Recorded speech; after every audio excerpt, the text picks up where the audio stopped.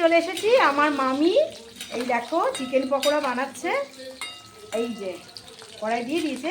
আর এখানে কি কি দিয়েছো মামি? এর মধ্যে কি কি আছে বলো?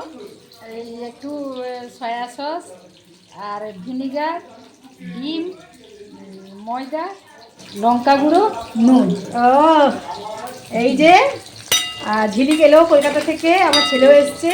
আর তোমরা সবাই জানো, তোমাদেরকে বলেছিলাম ভাই রেজাল্ট প্রচণ্ড ভালো, ভাই করেছে রেজাল্ট। যেটা সব থেকে বড়, মানে আমার দাদু শ্রী প্রফুল্লচন্দ্র ব্যানার্জির নাম রেখেছে। বাড়ি চলে এসেছি, মামি করছে চিকেন পকোড়া।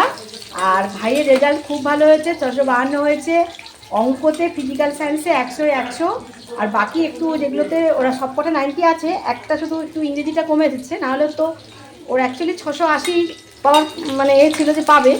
তো যাই হোক, বাকি অঙ্ক আমাদের মোটামুটি অঙ্ক ফিজিক্যাল সায়েন্স যেটা আসল জিনিস সেগুলোতেই 100 করে পেয়েছে। আর সবার মুখ করেছে, মুখ উজ্জ্বল করেছে। আমার দাদু শ্রী প্রফুল্লচন্দ্র ব্যানার্জি মানে ভীষণ অঙ্কে ভালো ছিলেন, প্রেসিডেন্সির ছাত্র ছিলেন।